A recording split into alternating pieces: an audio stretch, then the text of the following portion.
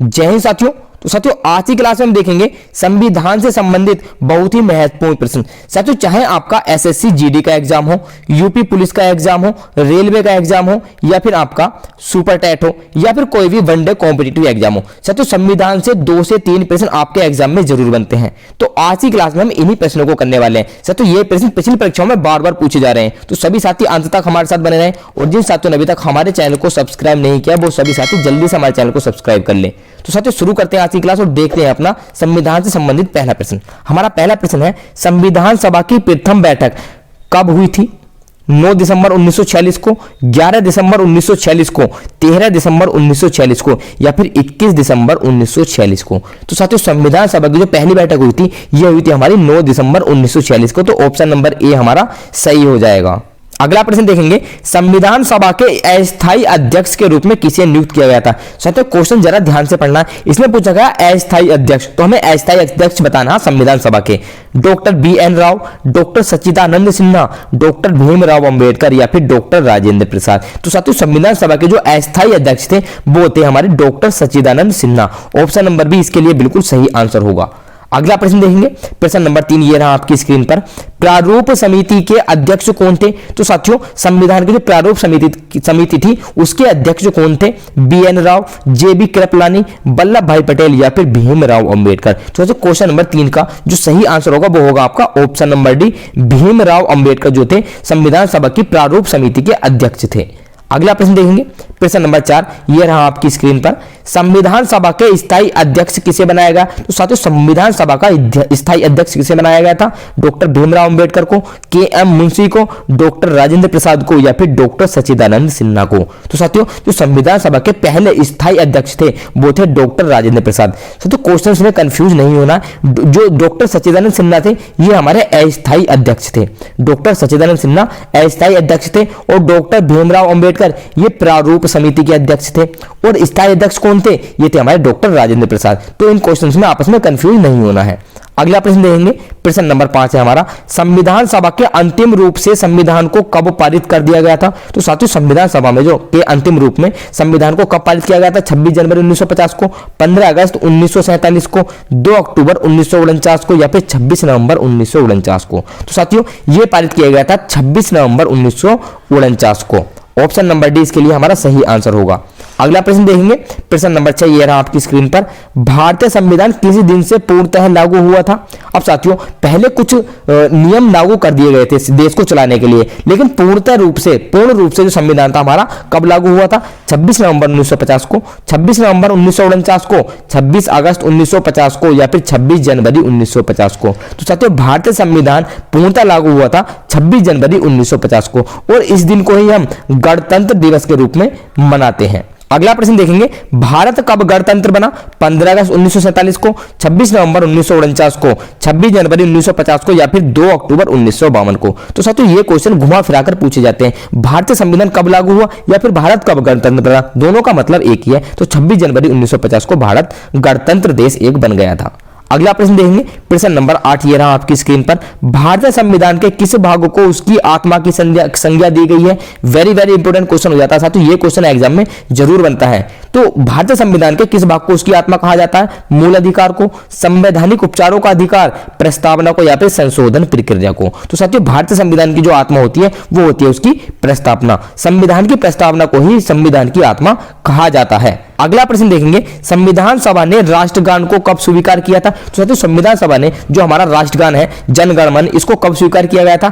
24 जनवरी 1950 को, 26 जनवरी 1950 को, या फिर 15 अगस्त 1947 को, या 22 जुलाई 1950 को। तो साथियों जो राष्ट्रगान स्वीकार किया गया था ये 24 जनवरी 1950 को कलकत्ता में जो अधिवेशन हुआ था, कलकत्ता के अधिवेशन में यह स्वीकार किया गया था।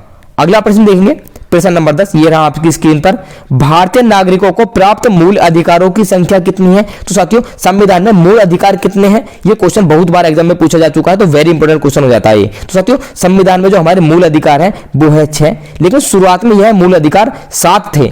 जब संविधान लिखा गया था साथियों उस समय मूल अधिकार 7 थे, इसमें से संपत्ति के अधिकार को हटा दिया गया है, इसलिए अब हमारी जो मूल अधिकारों की संख्या बचती है वो बचती है साथियों 6। अगला प्रश्न देखेंगे, संपत्ति के अधिकार को किस संविधान संशोधन के द्वारा हटा दिया गया था। तो साथियों अभी हमने बात की थी कि स्टार्टिंग में हमारे जो मूल अधिकार थे वो 7 थे, तो एक अधिकार जो संपत्ति का अधिकार था इसको हटा दिया गया था, तो अब हमारे मूल अधिकार बचते हैं 6। लेकिन ये जो संपत्ति का अधिकार हटाया था कौन से संविधान संशोधन के द्वारा हटाया गया था? 44वें, 46वें, 42वें या फिर 52वें संविधान संशोधन द्वारा। तो साथियों 44वें जो संविधान संशोधन हुआ था उसमें इस अधिकार को हटा दिया गया था, तो बहुत ही ज्यादा इंपॉर्टेंट क्वेश्चन हो जाता है ये भी आपके लिए। अगला प्रश्न देखेंगे, मूल अधिकारों का रक्षक किसे कहा जाता है? वेरी वेरी इंपॉर्टेंट क्वेश्चन है साथियों। मूल अधिकारों को रक्षक किसे कहते हैं? सर्वोच्च न्यायालय को, उच्च न्यायालय को, ए एवं ब दोनों को या फिर संसद को? तो साथियों मूल अधिकारों का जो रक्षक होता है वो सर्वोच्च न्यायालय और उच्च न्यायालय दोनों होते हैं। ऑप्शन नंबर सी ए और ब दोनों ये सही हो जाएगा। अगला प्रश्न देखेंगे, किस अनुच्छेद के द्वारा 6 से 14 वर्ष तक के बच्चों के लिए शिक्षा का अधिकार मूल अधिकार माना गया है? तो साथियों 6 से 14 आयु तक के बच्चों की निःशुल्क शिक्षा है और यह उनका मूल अधिकार है। यह किस अनुच्छेद के द्वारा कहा गया है? अनुच्छेद 20, अनुच्छेद 21, अनुच्छेद 21A या फिर अनुच्छेद 22? तो साथियों यह माना गया है मूल अधिकार अनुच्छेद 21A के द्वारा। ऑप्शन नंबर सी इसके लिए सही आंसर होगा। अगला प्रश्न देखेंगे, प्रश्न नंबर 14 ये रहा आपकी स्क्रीन पर। लोक कल्याणकारी राज्य की अवधारणा किसमें निहित है? मूल अधिकार में, राज्य के नीति निर्देशक तत्व में, मूल कर्तव्य में या फिर सर्वोच्च न्यायालय में? तो लोक कल्याणकारी राज्य की अवधारणा राज्य के नीति निर्देशक तत्वों में निहित है। ऑप्शन नंबर 20 के लिए हमारा सही आंसर होगा। अगला प्रश्न देखेंगे, प्रश्न नंबर 15 है हमारा। संविधान का अनुच्छेद 40 यानी कि आर्टिकल 40 राज्य को निर्देश देता है कि वह समान कार्य के लिए समान वेतन निर्धारित करे, पर्यावरण की रक्षा करे, ग्राम पंचायतों का संगठन करे या फिर लोक कल्याणकारी राज्यों की स्थापना करे। साथियों संविधान का जो अनुच्छेद है अनुच्छेद 40 यह है क्या कहता है? तो इसका सही आंसर होगा साथियों ग्राम पंचायतों का संगठन करें। यह निर्देश देता है कि हमें ग्राम पंचायतों का संगठन करना है। अगला प्रश्न देखेंगे, प्रश्न नंबर 16 ये रहा आपकी स्क्रीन पर। संविधान में मूल कर्तव्यों को शामिल करने की प्रेरणा किस देश के संविधान से ली गई है? तो साथियों सभी को पता है कि हमारा संविधान एक लचीला संविधान है। हमारा संविधान बाकी सभी देशों के संविधानों में से अच्छी अच्छी चीजें निकालकर बनाया गया है। तो साथियों संविधान में जो मूल कर्तव्य लिए गए हैं यह किस देश से लिए गए हैं? रूस से, जर्मनी से, फ्रांस से या फिर चीन से? तो साथियों जो मूल कर्तव्य लिए गए हैं ये ले गए हैं रूस के संविधान से। ऑप्शन नंबर ए इसके लिए सही आंसर होगा। अगला प्रश्न देखेंगे, प्रश्न नंबर 17 है हमारा आज की क्लास का। संविधान में मूल कर्तव्यों की कुल संख्या कितनी है? तो साथियों संविधान में जो मूल कर्तव्य रूस से लिए गए हैं इनकी कुल संख्या कितनी है? तो 11 हमारे टोटल मूल कर्तव्य है। और मूल अधिकार कितने थे साथियों? तो हमारे 6 मूल अधिकार थे और एक अधिकार जो हमारा संपत्ति का अधिकार था यह हमारा हटा दिया गया था 44वें संविधान के संशोधन द्वारा। तो सभी चीजें ध्यान रखनी है। अगला प्रश्न देखेंगे, प्रश्न नंबर 18 है हमारा। संविधान में मूल कर्तव्य को किस समिति की अनुशंसा के आधार पर शामिल किया गया था? तो ये क्वेश्चन ऐसे भी आता है कि संविधान में मूल कर्तव्य को किस समिति की सिफारिश के आधार पर शामिल किया गया था? कर्ण सिंह समिति, कृपलानी समिति, स्वर्ण सिंह समिति या फिर देवराज अरसू समिति? तो साथियों संविधान में जो मूल कर्तव्य स्वीकार किए गए थे ये किए गए थे स्वर्ण सिंह समिति की सिफारिश पर। तो ऑप्शन नंबर से इसके लिए सही आंसर होगा। अगला प्रश्न देखेंगे, प्रश्न नंबर 19 ये रहा आपकी स्क्रीन पर। भारतीय संघ की शक्ति किसमें निहित है? संसद में, प्रधानमंत्री में, राष्ट्रपति में या फिर मंत्रिमंडल में? तो साथियों भारतीय संघ यानी कि executive power of the union ये है राष्ट्रपति में, इंडियन प्रेसिडेंट में यह निहित है। ऑप्शन नंबर सी इसके लिए सही आंसर होगा। अगला प्रश्न देखेंगे, प्रश्न नंबर 20 हमारी आज की क्लास का। राष्ट्रपति के निर्वाचक मंडल में शामिल है संसद के दोनों सदनों के सदस्य तथा राज्यों की विधानसभाओं के निर्वाचित सदस्य या फिर राज्यों की विधानसभा एवं विधान परिषदों के निर्वाचित सदस्य या केवल विधानसभाओं के निर्वाचित सदस्य या फिर संसद के दोनों सदनों के निर्वाचित सदस्य? तो साथियों राष्ट्रपति के निर्वाचक मंडल में कौन कौन शामिल होते हैं, मतलब राष्ट्रपति का निर्वाचन कौन करता है? तो साथियों ये करते हैं संसद के दोनों सदनों के निर्वाचित सदस्य एवं राज्यों की विधानसभाओं के निर्वाचित सदस्य। तो ऑप्शन नंबर ए इसके लिए सही आंसर होगा।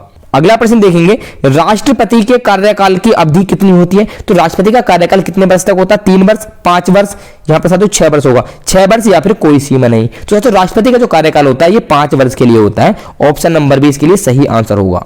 अगला प्रश्न देखेंगे, प्रश्न नंबर 22 ये रहा आपकी स्क्रीन पर। राष्ट्रपति पद के चुनाव के लिए कौन सी विधि अपनाई जाती है? साथियों राष्ट्रपति पद का जो चुनाव करा जाता है इसके लिए कौन सी विधि अपनाई जाती है? वेरी वेरी इंपोर्टेंट क्वेश्चन हो जाता है साथियों ये। आनुपातिक प्रतिनिधित्व, एकल संक्रमणीय, अप्रत्यक्ष मतदान या फिर ये सभी? तो साथियों राष्ट्रपति पद के चुनाव के लिए ये सभी प्रक्रियाएं अपनाई जा सकती है, अनुपातिक प्रतिनिधित्व भी, एकल संक्रमणीय भी या फिर अप्रत्यक्ष मतदान भी। अगला प्रश्न देखेंगे, निर्विरोध चुने जाने वाले राष्ट्रपति हैं तो साथियों अनकंटेस्टेड प्रेसिडेंट कौन है? बीबी गिरी, नीलम संजीव रेड्डी, राजेंद्र प्रसाद या फिर एपीजे अब्दुल कलाम? तो साथियों जो राष्ट्रपति निर्विरोध चुने गए थे ये थे हमारे नीलम संजीव रेड्डी। ऑप्शन नंबर 20 के लिए सही आंसर होगा। अगला प्रश्न, प्रश्न नंबर 24 देखेंगे हम आज की क्लास का हमारा, राष्ट्रपति पर महाभियोग का आरोप संसद के किस सदन द्वारा लगाया जा सकता है? तो साथियों, लोकसभा के द्वारा, राज्यसभा के द्वारा, संसद के किसी सदन द्वारा या फिर इनमें से कोई नहीं। तो राष्ट्रपति पर जो महाभियोग लगाएगा साथियों, वो संसद के किसी भी सदन के द्वारा लगाया जा सकता है, चाहे वो आपका लोकसभा हो या फिर राज्यसभा हो। तो ऑप्शन नंबर सी इसके लिए सही आंसर होगा।